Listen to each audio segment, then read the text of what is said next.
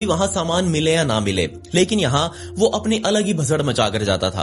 वो किसी के भी किचन में चला जाता, वहां खाना वगैरह डालता, प्लेट्स में डालता, पानी वगैरह भरता ग्लास में, पानी भरता ग्लास में, कोल्ड ड्रिंक्स वगैरह भरता। यानी कि वो ये सब कुछ इसलिए कर रहा था ताकि जब भी इस घर के मालिक इस किचन में आए तो उनको ये लगे कि कोई यहाँ इस घर में आया था और वो यहाँ खाना पीना खाकर गया है। उसके मन में बस अब ये बैठ चुका था कि लोगों को डराना है। उनके घरों में जा जाकर उसको ये बहुत पसंद आ रहा था। धीरे धीरे कर वो अपने ग्रुप से अलग रातों को किसी के भी घर में घुस जाता, वहां बैठा रहता पूरी रात, बस देखता रहता कि घर में लोग जो है वो क्या क्या कर रहे हैं। इसके अलावा जैसे ही घर के लोग सोने चले जाते, वो अपनी छुपी हुई जगह से बाहर निकलता और सामान वगैरह इधर उधर बिखेर देता, फर्नीचर हिला देता, खटपट खटपट करता, और जैसे कोई शोर शराबा सुनकर उठता, इतनी देर में लाप्लांटे वहां से भाग लेता था। समय आ चुका था सन 1986 का, और अब इस शहर में जहां लाप्लांटे रहा करता था उससे कुछ ही दूर यहाँ एक एंड्रयू नाम का आदमी भी अपने 2 लड़कियों के साथ रह रहा था। इस परिवार की जिंदगी भी यहाँ थोड़ी ठीक नहीं चल रही थी। क्योंकि यहाँ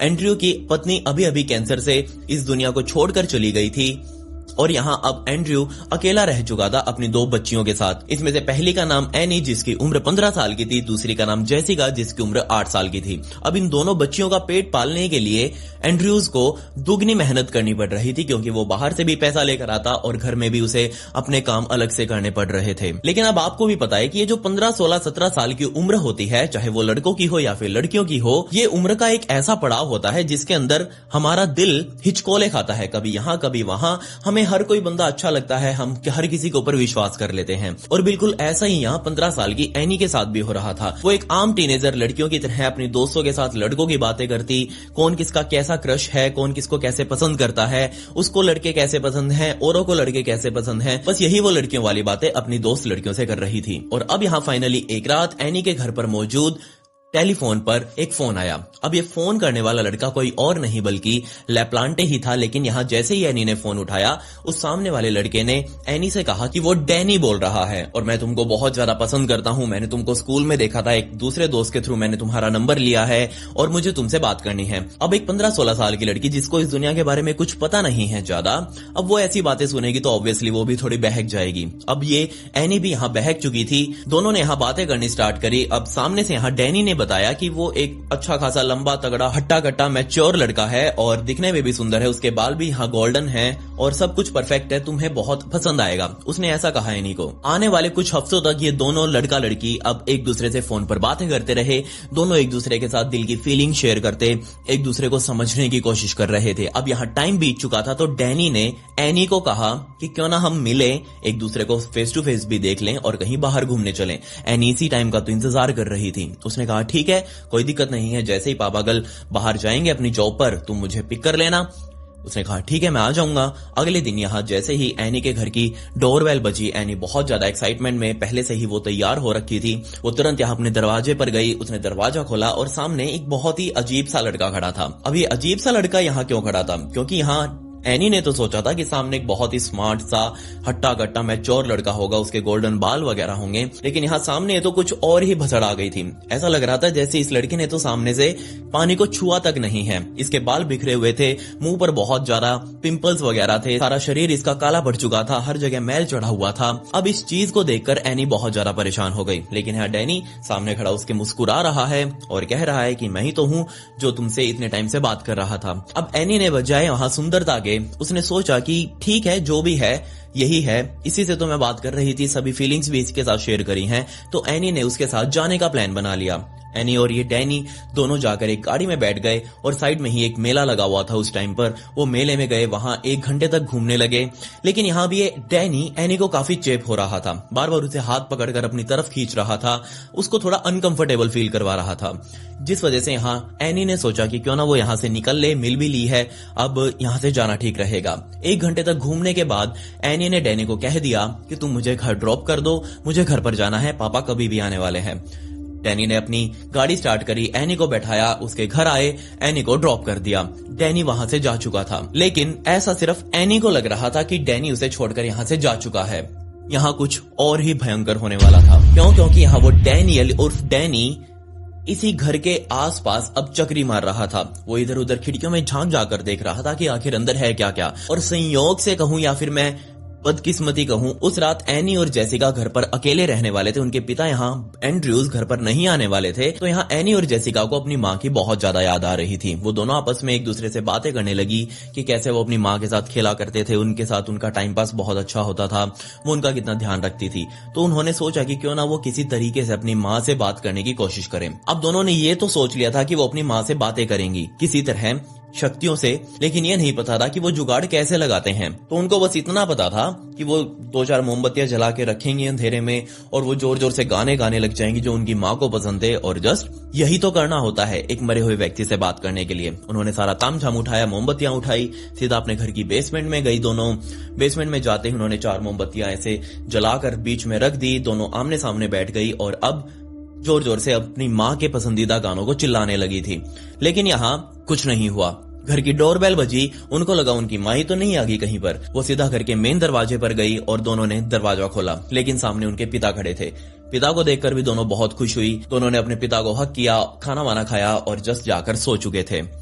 लेकिन जैसे ही अगले दिन यहाँ एंड्रयूज अपने काम धंधे पर गया, एनी और जेसिका अपने स्कूल गई। एनी और जेसिका स्कूल से वापस आ चुकी थी और घर में अब उनको अजीब सी आवाजें सुनाई दे रही थी। खटपट खटपट, नॉक नॉक नॉक नॉक की आवाजें उनको आ रही थी। अब ये चीज देखकर वो बहुत ज्यादा डर भी गई। क्यों? क्योंकि यहाँ उन दोनों को लग रहा था कि कहीं उन्होंने जाने अनजाने में अपनी माँ की आत्मा को तो नहीं छेड़ दिया, कहीं सच में ही उनकी माँ की आत्मा तो नहीं आ गई जो अब यहाँ इस तरीके से नॉक नॉक नॉक नॉक कर रही है। जिस तरफ से आवाजें आती वो तुरंत दोनों लड़कियां वहां जाकर देखती, लेकिन वहां तो कोई नहीं होता। 1 सेकंड पहले आवाजें नॉक नॉक की यहाँ से आ रही थी, अगले ही पल वो आवाजें नॉक नॉक की दूसरी तरफ से आने लग जाती।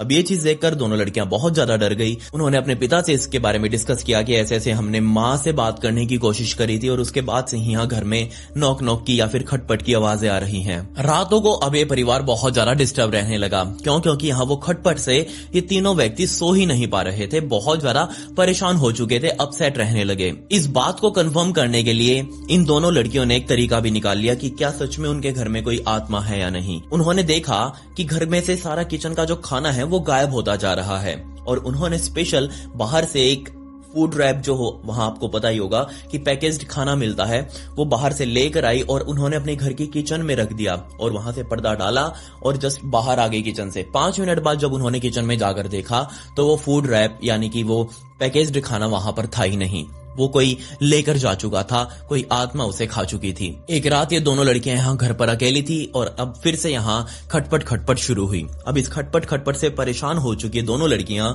बहुत ज्यादा डर गई। वो सीधा किचन में गई, उन्होंने वहां पर एक चाकू उठा लिया और चाकू लेकर अब दोनों उस खटपट खटपट को ढूंढने लगी। तो उनको पता चला कि उनकी खटपट तो ये नीचे घर के बेसमेंट से आ रही है। तो वो सीधा घर की बेसमेंट में गई और वहां जाकर उन्होंने जैसे ही लाइट ऑन करी, उन्होंने बेसमेंट का दरवाजा देखा। उसके ऊपर लिखा हुआ था, मैं तुम्हारे कमरे में हूं, आओ और मुझे ढूंढो।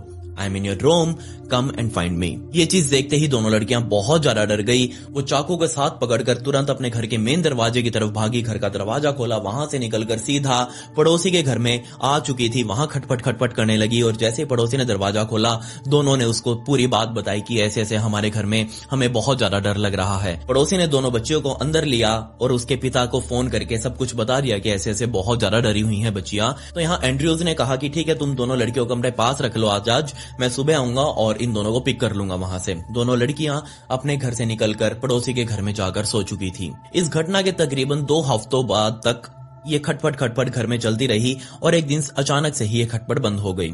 सब कुछ शांत हो चुका था। यहाँ दोनों लड़कियों को लगा और उनके पिता को भी लगा कि शायद हो सकता है जो भी यहाँ था वो जा चुका है, जो भी भूत प्रेत जो भी कुछ था वो यहाँ से अब निकल चुका है। लेकिन ये उनकी खुशी ज्यादा टाइम तक नहीं रहने वाली थी। क्यों? क्योंकि यहाँ एक बार फिर से जब दोनों लड़कियां घर में अकेली थी, उनको फिर से खटपट सुनाई दी और अब की बार वो घर के ग्राउंड फ्लोर पर थी और खटपट अब की बार ऊपर से आ रही थी एनी के कमरे से। और अब की बार फिर से इन दोनों लड़कियों ने किचन वाला चाकू उठाया। दोनों लड़कियां एनी के कमरे में ऊपर भागी भागी गई और जैसे इन्होंने दरवाजा खोला, अंदर कोई नहीं था, लेकिन दरवाजे के पीछे लिखा हुआ था, I am back, find me if you can. मैं वापिस आ चुका हूं और मुझे ढूंढ कर दिखाओ अगर तुम ढूंढ सकते हो तो। ये चीज तो उन्होंने पढ़ी थी, लेकिन इसके बाद भी यहाँ कुछ लिखा हुआ था जिसके ऊपर उनका ध्यान नहीं गया और इस पर ध्यान जाने वाला था कुछ ही मिनटों बाद। जी हाँ, ये चीज पढ़ते ही दोनों लड़कियां फिर से बाहर की तरफ भागी, वापस अपने उस पड़ोसी के घर गई और जाकर दरवाजा खटखटाया, पड़ोसी को जगाया और जगाते ही उनसे कहा कि हमारे घर में फिर से वही सब चालू हो चुका है। पड़ोसी ने कहा, मैं देखता हूं कौन है, मुझे चल के दिखाओ तुम, क्या भसड़ मची हुई है तुम्हारे घर के अंदर। पड़ोसी अब यहाँ एंड्रयूज के घर में घुस चुका था। वो वहां देख रहा था कि खटपट कहां से आ रही है, लेकिन खटपट तो शांत थी। उन दोनों बच्चों ने कहा कि यहाँ ऊपर एनी के कमरे से आ रही है। वो पड़ोसी यहाँ दोनों बच्चों को लेकर एनी के कमरे में गया और उन बच्चों ने यहाँ उस आदमी को वो गेट के पीछे लिखा हुआ दिखाया, I am back, find me if you can. लेकिन नीचे लिखा हुआ था, मैरी मी, मुझसे शादी कर लो। एंड्रयू यहाँ इन सब चीजों से बहुत ज्यादा परेशान हो चुका था। वो अपनी दोनों बच्चियों को खोना नहीं चाहता था, इसलिए यहाँ उसने कुछ दिनों तक अपनी जॉब से छुट्टी ले ली और वो घर पर ही रहने लगा। और इसी घर पर रहते हुए उसको फिर से रात को अब की बार कुछ खटपट सुनाई नहीं दी। वो जस्ट पानी पीने के लिए अपने कमरे से बाहर निकला ही था, तभी यहाँ उसे घर के लिविंग हॉल में एक आदमी खड़ा हुआ दिखाई दिया। उसके हाथ में एक छोटी सी कुल्हाड़ी थी और दूसरा यहाँ उसने बहुत सारा मेकअप किया हुआ था और उसकी विग लगाई हुई थी, विग के बाल सारे आगे की तरफ से। अब जैसे ही एंड्रयू ने देखा कि सामने व्यक्ति खड़ा है, अपनी सुरक्षा के लिए और अपनी बच्चियों की सुरक्षा के लिए वो तुरंत यहाँ उस आदमी के ऊपर टूट पड़ा। लेकिन अब उस आदमी के पास हथियार थे, उस हथियार से तुरंत यहाँ एंड्रयू के ऊपर कई वार किए। एंड्रयू घायल हो चुका था और इसी बात का फायदा उठाकर वो आदमी वहां से फरार हो गया। लेकिन जैसा कि आप समझ ही गए होंगे, ये व्यक्ति कोई और नहीं बल्कि डैनियल लाप्लांटे ही था। इसके अलावा एक और इंसिडेंट यहाँ ब्रायन ने बताया कि एक दिन वो अपने घर की अलमारियों को देख रहा था और अलमारियों के साइड में आपको भी पता होगा कि एक शोकेस लगा होता है, शीशे का बाहर गेट होता है उसमें, और अंदर कुछ भी हम सजाने का सामान रखते हैं। अब बाहर के देशों में ये चीज बहुत ज्यादा चलती है और उसी शोकेस में यहाँ ये व्यक्ति अपना मेकअप करके स्टैचू बन के खड़ा हुआ था बहुत देर से। ब्रायन उसे देखे जा रहा है। ब्रायन को लग रहा था कि शोकेस मैं कब लेकर आया, लेकिन उसने कुछ खास ध्यान भी नहीं दिया। और बाद में जब यहाँ वो आदमी उसके साथ भिड़ा, तब उसने बताया कि ये आदमी तो उस दिन मेरे सामने खड़ा था और अगर मैं उस दिन इसे झप लेता तो आज ये शायद नौबत ना आती। खैर, अब यहाँ वो खटपट वगैरह सब कुछ बंद हो चुकी थी, लेकिन घायल अवस्था में ही एंड्रयूज ने अपने टेलीफोन से पुलिस को फोन किया। पुलिस मौके पर पहुंची और यहाँ घर की तलाशी ली गई। और कमाल की बात यहाँ ये थी कि अलमारियों के पीछे ही एक दरवाजा, खुफिया दरवाजा पुलिस को मिला, जो कि एंड्रयू को भी नहीं पता था कि उसके घर में मौजूद है। पुलिस ने उस दरवाजे को खोला और उस दरवाजे के पीछे एक बंद कमरा मौजूद था और उस बंद कमरे में काफी सारा सामान पड़ा हुआ था, काफी सारी गंदगी पड़ी हुई थी। यहाँ पुराने कपड़े जो कि ऑब्वियसली एनी, जेसिका और एंड्रयूज के थे, वो सारे कपड़े यहाँ पड़े हुए थे जो कि उनके गुम हो चुके थे। इसके अलावा यहाँ कुछ खाया पिया हुआ खाना, बियर के कैंस, कोल्ड ड्रिंक के कैंस, एक पुराना सा तकिया और यहाँ काफी सारे नोट्स पड़े हुए थे जिनके ऊपर ऐसे ही कीड़े मकोड़े मारे गए थे, कुछ लिखा नहीं गया था। अब ये चीज देखकर पुलिस भी हैरान, बाबूजी आपके घर में कोई रह रहा है, आपको पता ही नहीं है क्या? एंड्रयू कह रहा है कि नहीं, मुझे तो नहीं पता। ये व्यक्ति यहाँ कैसे पहुंचा, इस बात का अंदाजा किसी को भी नहीं लग पा रहा था। खैर, यहाँ पुलिस को ढूंढते ढूंढते इस घर की दीवारों में काफी जगह जहाँ इंसुलेशन भरी जाती है, आपको पता ही होगा कि बाहर के जो घर होते हैं बाहर के देशों में, वो लकड़ियों के दीवारें बनाई जाती हैं और बीच में इंसुलेशन भरी जाती है ताकि अंदर की गर्मी बाहर न जाए और बाहर की ठंड अंदर ना आए। उस इंसुलेशन को हटा कर यहाँ उस डैनियल लाप्लांटे ने अपने लिए रास्ता बना रखा था इस घर के चारों तरफ दीवारों के अंदर रहते हुए घूमने का। वो जहां मर्जी चाहता इस इंसुलेटर को हटाकर घर के किसी भी कमरे में जा सकता था, वो भी किसी को बिना पता चले। इतना ही नहीं, यहाँ पुलिस को घर की दीवारों में छोटे छोटे छेद भी हुए मिले और बाद में पता चला कि इन छेदों के सहारे वो व्यक्ति जो कि इस घर में काफी टाइम से रह रहा था, वो इस परिवार के ऊपर नजर रख रहा था। क्या आप इस बात पर विश्वास करेंगे कि टोटल यहाँ डैनियल लाप्लांटे 2.5 महीनों तक इस घर में रहा, इस घर का खाना वाना खाया, घर के लोगों को परेशान किया, उनको डराया। स्निफर डॉग्स को यहाँ पर बुलाया गया और स्निफर डॉग्स ने जब उस व्यक्ति की स्मेल करी तो उस स्मेल का पीछा करते करते वो तुरंत यहाँ डैनियल लाप्लांटे के घर पर पहुंच चुके थे और डैनियल लाप्लांटे को शक के बिहाफ पर झप लिया गया। अभी तो यहाँ जस्ट शक के लिए उठाया था, लेकिन जैसे उठाया उसने सब कुछ बोलना शुरू कर दिया कि हाँ जी मैं ही रह रहा था। शिनाख्त करने के लिए एंड्रयू के परिवार को और दोनों लड़कियों को बुलाया गया और जब लड़की ने देखा कि ये भसड़ यहाँ कहाँ से आ गई, इसके साथ तो मैं 2-2.5 महीने पहले डेट पर गई थी, ये यहाँ पुलिस ने ऐसे क्यों बिठा रखा है। तो यहाँ जब एनी ने पुलिस वाले से पूछा कि इस लड़के को तो मैं जानती हूँ, इसका नाम तो डैनी है। पुलिस वाले कह रहे हैं कौन डैनी, ये तो डैनियल लाप्लांटे है। कहती है कि नहीं, ये डैनी है, मैं इसके साथ घूमने गई थी, मैं इसके साथ डेट पर जा चुकी हूँ और ये तो सही लड़का था, लेकिन आपने इसको क्यों उठा रखा है। पुलिस वालों ने बताया कि 2.5 महीनों से जो खटपट आप सुन रहे थे, ये फ्री का रेडियो जो आपको नचा रहा था घर में, यही है। यही आपको परेशान कर रहा था। एनी भी यहाँ बहुत ज्यादा परेशान हो चुकी थी। अब टोटल यहाँ डैनियल लाप्लांटे को 10 महीनों तक रिहेबिलिटेशन सेंटर यानी कि सुधार गृह में रखा गया और अक्टूबर 1987 तक आते आते उसकी यहाँ सजा पूरी हो चुकी थी और अब वो बाहर आ चुका था। उसकी माँ ने यहाँ पर इसकी जमानत ली थी ताकि इसका लड़का बाहर आकर अपनी जिंदगी अच्छी बना सके, अपने आप को सुधार सके। लेकिन इस सुधार गृह में रहते हुए इसका जो पहले से ही बर्बाद हो चुका दिमाग था वो और ज्यादा बर्बाद हो चुका था। यहाँ उसने बाहर निकलते ही अपने कुछ और प्लान्स बना लिए थे और अब की बार प्लान होने वाले थे बहुत बहुत ज्यादा भयंकर। जैसे ही वो बाहर निकला वो एक घर में गया और इस घर का अंदाजा उसे अच्छे से था कि ये घर वहां के एक मिलिट्री पर्सनल का था। यहाँ उसे पता था कि जरूर से हथियार वेपन वगैरह मिल जाएंगे और जैसे ही वो रात के टाइम उस घर में घुसा उसको वहां पर एक ड्रॉर में रखी हुई 2 पिस्टल्स मिल गई। अब उस 2 पिस्टल्स को यहाँ उसने चुरा लिया और अब वो अपने फरारी काट रहा था। और दिन आया 1 दिसंबर 1987 का, जब सुबह सुबह यहाँ डैनियल लाप्लांटे एक बार फिर से अपने खुद के घर पे पहुंचा। वहां जाकर उसने खाना पीना खाया। जो 2 पिस्टल्स इसने चुराई थी उसमें से एक को अपनी जेब में रखा, फुली लोड किया। खाना पीना खाकर वो अपने घर से बाहर निकला और तकरीबन वहां से 1 किलोमीटर दूर गुस्टाफन फैमिली रहा करती थी। इस फैमिली में एक जोड़ा और उनके 2 बच्चे मौजूद थे। इस जोड़े में महिला का नाम प्रिसिला जिसकी उम्र 33 साल की थी और आदमी जिसका नाम भी एंड्रयूज ही था उसकी उम्र यहाँ 34 साल की थी। ये वाला एंड्रयू अलग है, वो वाला एंड्रयू अलग था, ये ध्यान रखिएगा आप। ये दोनों यहाँ रहा करते थे। इनके 2 बच्चे थे, एक लड़का एक लड़की। खुशी की बात ये थी कि इस टाइम पर यहाँ प्रिसिला प्रेग्नेंट थी और तीसरे बच्चे के यहाँ वो इंतजार में थे। घर में खुशियों का माहौल था क्योंकि अब उनको घर में एक और फैमिली मेंबर को वेलकम करना था। सुबह सुबह यहाँ एंड्रयू अपने घर से निकलकर अपने काम धंधे पर जा चुका था। घर में पीछे यहाँ मौजूद थे प्रिसिला और उसका छोटा लड़का विलियम। एबिगेल जो कि बड़ी लड़की थी वो उस टाइम पर स्कूल गई हुई थी और जल्दी ही अब कुछ देर बाद वो स्कूल से वापस भी आने वाली थी। तकरीबन दोपहर के 12 बजे यहाँ डैनियल लाप्लांटे अपने जेब में पिस्तौल लेकर वो इस घर के गेट पर पहुंचा। घर का दरवाजा खटखटाया।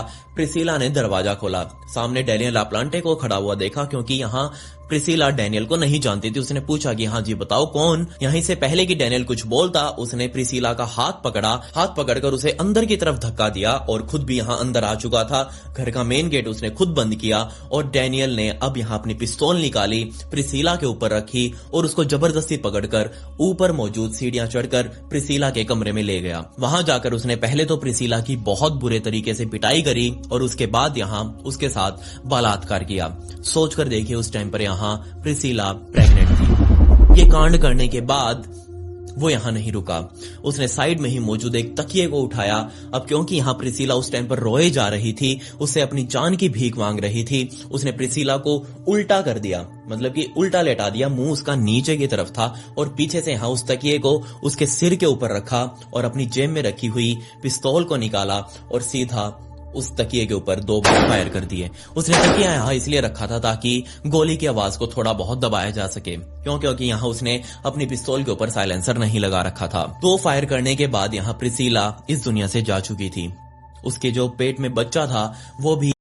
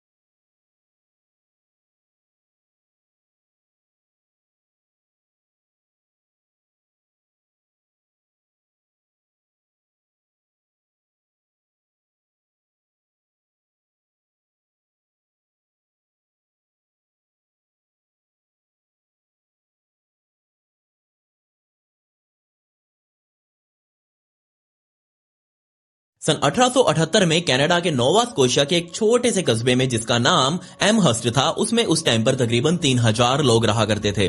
ये 3000 लोग बिल्कुल खुशहाली से रह रहे थे और इन्हीं 3000 लोगों में एक एस्टर कॉक्स नाम की लड़की भी रह रही थी। लेकिन इस लड़की के साथ उस साल की गर्मी में जो हुआ, जो यहाँ पूरे गांव वासियों ने देखा, यकीन मानिए आज तक का ये सबसे हॉन्टेड केस मैं आपको बताने वाला हूँ। सुनकर ही आपको विश्वास नहीं होगा कि ऐसा सब कुछ सच था, लेकिन ये प्रूफ्स है मेरे पास जो मैं आपको आने वाली वीडियो में दिखाऊंगा। आपको पता होगा वैसे मैं रिसेंट के केस ज्यादा कवर करता हूँ या फिर ज्यादा से ज्यादा 20th सेंचुरी में चला जाता हूँ, लेकिन इस केस को मैं इतने पुराने टाइम से उठाकर लेकर आया हूँ, मतलब यहाँ इसमें जरूर कुछ खास है।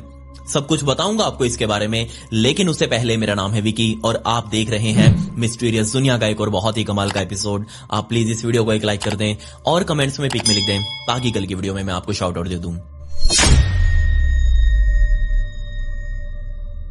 जो घर आप अभी अपनी स्क्रीन पर देख रहे हैं, ये एमहर्स्ट के एक प्रिंसेस कॉटेज नाम के चौराहे पर डबल स्टोरी घर बना हुआ था। दिखने में आम सा घर, कुछ यहाँ पर खास नहीं। इसके बराबर में ही बिल्कुल ऐसे ही कुछ और भी घर खड़े थे और यहाँ लोग आराम से रह रहे थे। इस घर के मालिकों का नाम ओलिव और डैनियल टीट था। इस जोड़े के 2 बच्चे थे, जिनमें दोनों ही लड़के, जिनका नाम विली और फिलिप था, और साथ ही यहाँ पर डैनियल के 2 भाई भी रह रहे थे और उनकी ही 2 अनमैरिड बहनें, जिनका नाम जेन और एस्टर कॉक्स था। अब आपको भी पता होगा कि उस टाइम पर एंटरटेनमेंट के लिए ना ही कोई टीवी होता था, ना ही कोई मोबाइल फोन होता था, ना ही इंटरनेट होता था। तो उस टाइम पर लोग आपस में ही बैठकर एक दूसरे से बातें करके अपना टाइम पास कर रहे थे। लाइट वगैरह के ज्यादा सोर्सेज नहीं थे, इसलिए वहां पर लालटेन का इस्तेमाल ये लोग किया करते थे। घर में ओलिव और डैनियल के 2 छोटे छोटे बच्चे भी थे, इसलिए यहाँ पर जो घर की लड़कियां थी यानी कि जेन और एस्टर, ये मिलकर यहाँ छोटे छोटे बच्चों को संभालती थी। पूरा दिन उनके साथ इनका टाइम पास अच्छा हो रहा था। लेकिन दिन आया 28 अगस्त 1978 का, जब यहाँ एस्टर कॉक्स सुबह सुबह ही अपने घर में उठी। उसने अपना पूरा हार श्रृंगार तैयार किया, पूरी सज धज कर वो अपने घर से बाहर निकली थी। वो अपनी बहन को बताकर गई थी कि असल में वो अपने बॉयफ्रेंड से मिलने जा रही है। उसका हाल ही में यहाँ बॉयफ्रेंड बना था, जिसका नाम बॉब मैकनेल था। वो इस शहर का जाना माना व्यक्ति हुआ करता था। उसके पास यहाँ उस टाइम पर घोड़ा गाड़ी भी थी। अब ये उसका नया नया बॉयफ्रेंड बना था। ये उसे मिलने के लिए अपने घर से बाहर निकली, उसकी जाकर घोड़ा गाड़ी में बैठी। यहाँ पर बॉब मैकनेल भी अपनी घोड़ा गाड़ी में आकर बैठ चुका था और यहाँ पर वो जो तांगे वाला होता है, जो तांगे को चला रहा था, उसने अब गाड़ी को चलाना स्टार्ट किया। अब पहले प्लान के मुताबिक तो ये था कि बॉब और एस्टर दोनों शहर की राइड लेने जाएंगे, आउटस्कर्ट्स में जाएंगे, थोड़ा बाहर की तरफ जाकर घूमेंगे और जल्द ही वापस भी आ जाएंगे। लेकिन जल्दी ही यहाँ बॉब ने घोड़ा गाड़ी चलाने वाले को इशारा कर दिया कि वो इस गाड़ी को जंगल की तरफ ले ले। अपने मालिक के कहने पर उसने घोड़ा गाड़ी का मुंह सीधा जंगल की तरफ कर दिया और अब ये जंगल में अंदर की तरफ जाने लगी थी। ये देखकर यहाँ एस्टर जो कि साथ बैठी हुई थी वो घबरा गई। उसने बॉब से पूछा कि हमारा प्लान तो ये था कि हम शहर में ही घूमेंगे, तुम जंगल में क्यों लेकर जा रहे हो? तो यहाँ बॉब ने बताया कि कुछ नहीं, जंगल में जाएंगे, वहां देखेंगे कि क्या सिस्टम है और जल्दी ही वापस आ जाएंगे।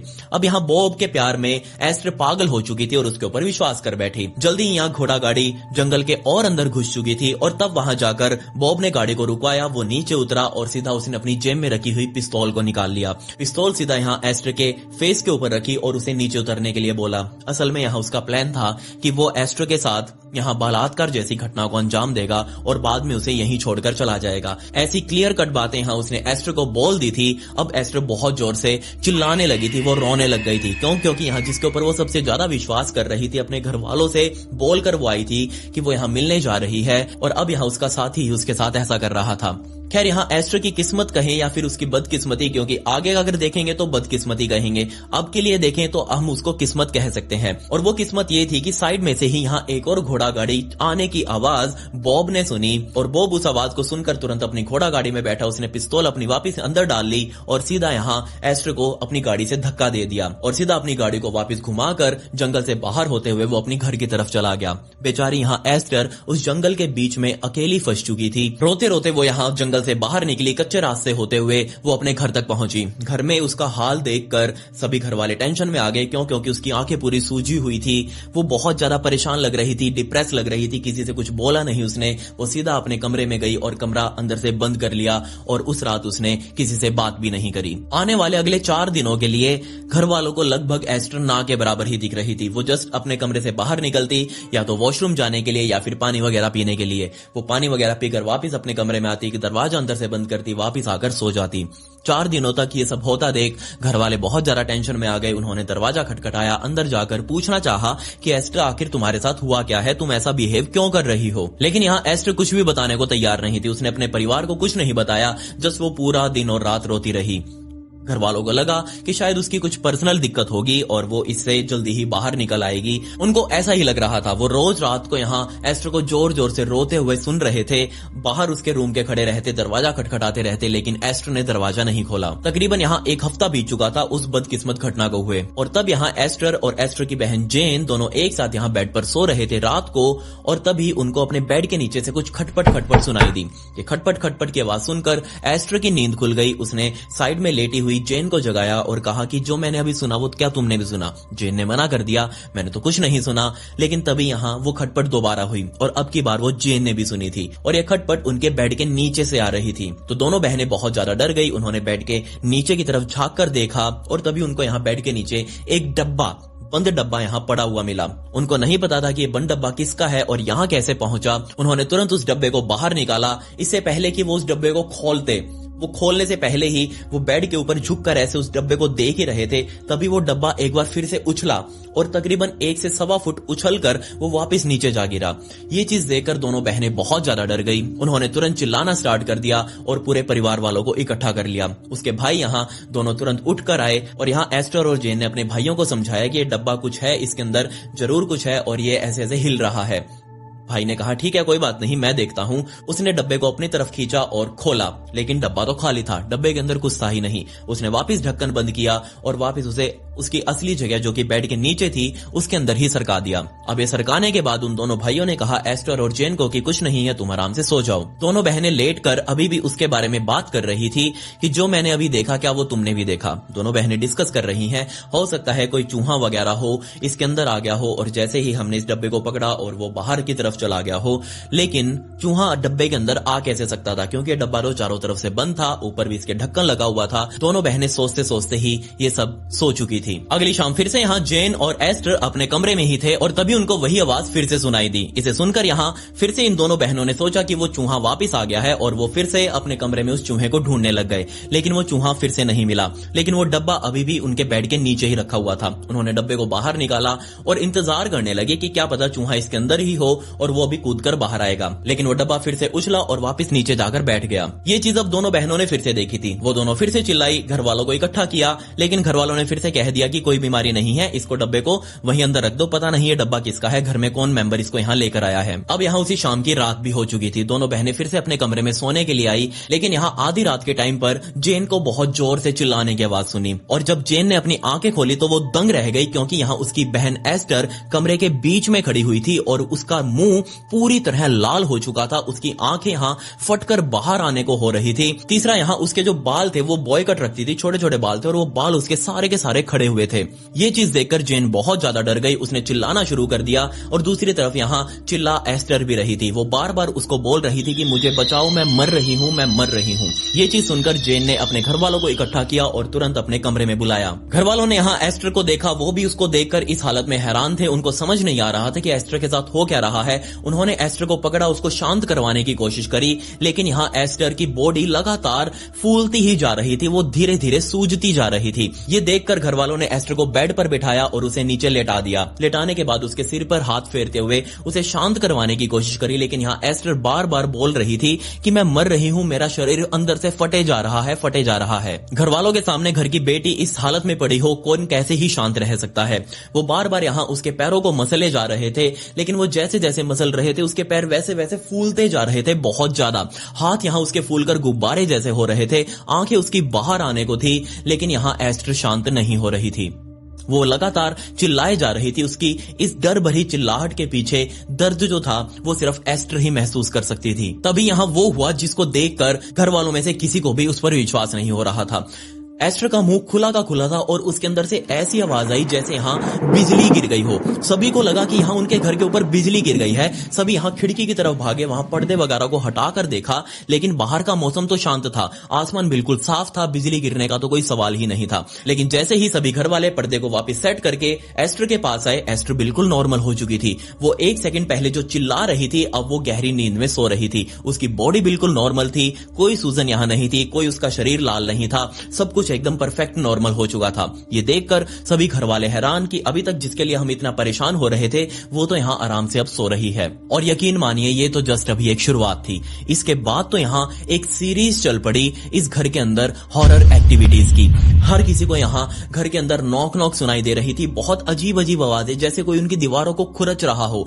ऐसी ऐसी आवाजें यहाँ सभी घर वालों को सुनाई दे रही थी। ये चीज देखकर उनको भी समझ नहीं आ रहा था कि ये आवाजें आखिर आ कहां से रही हैं। वो जैसे ही दीवारों को कान लगाकर सुनते कि इसके अंदर से ही नॉक नॉक की आवाजें आ रही हैं, लेकिन जैसे ही वो कान लगाते वो आवाजें दूसरी तरफ चली जाती। वो दूसरी तरफ जाकर जब सुनते तो आवाजें कहीं और से आ रही थी। पूरा घर यहाँ परेशान था, लेकिन एस्टर को कुछ समझ नहीं आ रहा था। एस्टर अभी भी सो रही थी। तकरीबन 4 दिन बीत गए थे उस रात को, जिस रात यहाँ एस्टर के साथ वो सब कुछ हुआ था। और फिर चौथी रात को भी यहाँ बिल्कुल ऐसा ही अटैक हुआ। एस्टर और जेन एक साथ सो रहे थे, तभी जेन ने महसूस किया कि जो कंबल उसने ओढ़ा हुआ है वो कंबल उसके शरीर पर है ही नहीं। उसने इधर उधर हाथ मारा, लेकिन वो कंबल यहाँ था ही नहीं। वो हाथ सीधा जाकर एस्टर को लगा, और जब उसने एस्टर को छुआ तो उसका हाथ लगभग जलने ही वाला था। क्यों? क्योंकि यहाँ एस्टर की बॉडी लगभग गर्म होकर पूरी लाल हो चुकी थी। ये देखकर जेन की आंखें खुली। उसने देखा कि यहाँ जो कंबल वगैरह, उसके तकिए वगैरह थे, सब कुछ यहाँ बेड से निकला हुआ है और वो सारा कोने में पड़ा है। ये चीज किसने की थी? उसने एस्टर को जगाने की कोशिश करी,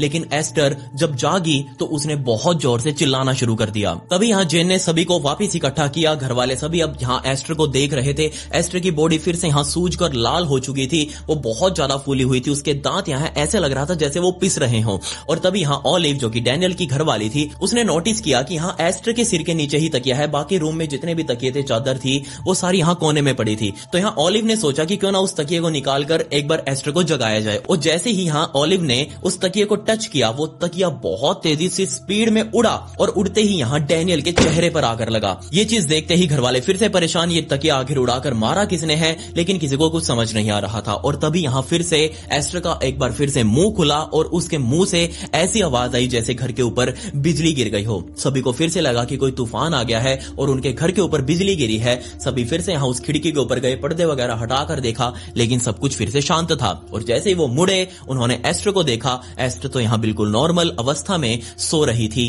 बिल्कुल आराम से। उस रात ही यहाँ सभी घर वालों ने सोच लिया था कि कल हम डॉक्टर को बुलाएंगे और डॉक्टर को दिखाएंगे कि आखिर यहाँ इस घर में हो क्या रहा है और एस्टर की हालत ये बिगड़ती क्यों जा रही है। सुबह हो चुकी थी। सुबह सभी अपने अपने काम धंधों पर गए। दोपहर होते होते वापस आ चुके थे और अब वो अपने साथ एक डॉक्टर को भी लेकर आए। डॉक्टर यहाँ पहुंचा। उसने